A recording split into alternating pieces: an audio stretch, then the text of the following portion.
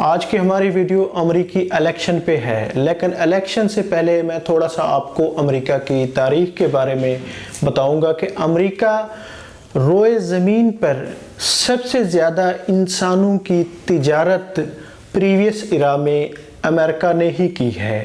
America के पहले president George Washington के 360 अफ्रीकी ग़ुलाम थे जो डरबे नुमा छोटे छोटे कमरों में रखे जाते थे और उनकी ख़रीदो फरोख्त की जाती थी। आज अमेरिका पूरी दुनिया को इंसानी हकूक़ के लेक्चर देता है और वहाँ से इंसानी हकूक़ की तंजीमें पूरी दुनिया में मुख्तलिफ़ ममालिक को बैन करती हैं, तनकीद करती हैं।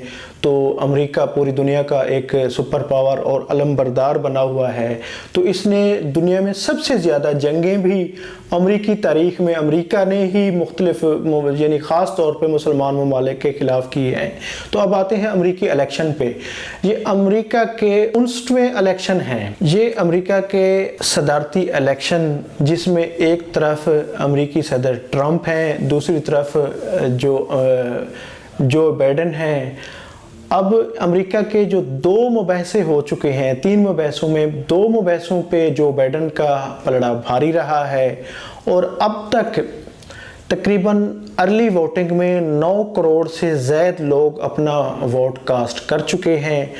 फिर मैं एक चीज़ के बारे में बताऊंगा कि जितना भी सर्वे हो रहे हैं उनमें जो बाइडेन को उस पर 10% कामयाबी हासिल हो रही है। ख़ास तौर पे Fox News, CNN, Washington Post और जितना भी ऐसे यानी पोल हो रहे हैं उसमें जो बाइडेन आगे जा रहे हैं। लेकिन नाज़रीन मैं आपको बताता चलूं कि 2016 के इलेक्शन में जब हिलरी और ट्रंप आमने सामने थे तो उस वक्त जितने भी सर्वे थे हिलरी उनमें जीत रही थी। तो अब जितने भी सर्वे हो रहे हैं उनमें जो बाइडेन जीत रहे हैं। तो इस हवाले से मैं कहूँगा कि ये कुछ भी कहा जा सकता है, क्योंकि ट्रंप के बारे में जो जितना भी यहूदी लॉबी है, जितने भी यहूदी सरमायाकार हैं, जितनी भी यहूदी बड़ी कंपनियां हैं, वो ट्रंप की हिमायत कर रही हैं, क्योंकि ट्रंप इसराइल के साथ खड़ा है। और फिर जबकि एक चीज़ उलट हो रही है, वो है जितने भी यहूदी रबी हैं, ख़ास तौर पे बड़े यहूदी रबी, वो अपनी पेशगोइयाँ कर रहे हैं कि ट्रंप हार जाएगा और अगला जो साल है 2021 वो यहूदियों के लिए भी, इसराइल के लिए भी और अमेरिका के लिए भी टफ साबित होगा। तो इस हवाले से बहुत सारे दोस्त आज सवाल करते हैं कि अमेरिका का अगर जो बाइडेन आ गया तो पाकिस्तान के लिए, एशिया के लिए वो कैसा होगा। ख़ास तौर पे बहुत सारे दोस्त ट्रंप के अगेंस्ट जो बाइडेन का कह रहे हैं कि वो आके वो ख़ास तौर पे पाकिस्तान के हक़ में कोई अच्छी पॉलिसियाँ आएंगी। तो मैं नाजरीन आपको बताता चलूँ, चाहे ट्रंप है चाहे जो बाइडेन है, अमेरिका में जो वहाँ की फ़ौजी एस्टेब्लिशमेंट है वो पॉलिसियाँ बनाती है। चाहे कोई भी प्रेसिडेंट आ जाए एशिया में और साउथ एशिया में ख़ास तौर पे, तो वो भारत के हक़ में ज़्यादा होती हैं और उनके ताल्लुकात पाकिस्तान की बनिस्बत भारत के साथ ज़्यादा होते हैं।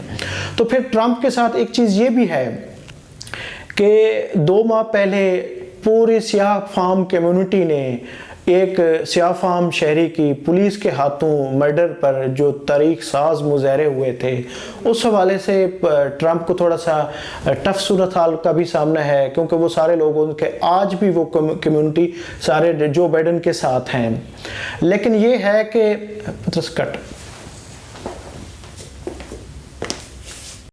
लिहाजा अमेरिका में कोई भी सदर है तो अमेरिका की पॉलिसियाँ वही रहेंगी जो उसकी एस्टेब्लिशमेंट ने तय की हुई है, वो तब्दील नहीं होगी और अमेरिका में पॉलिसियाँ जल्दी तब्दील नहीं होती।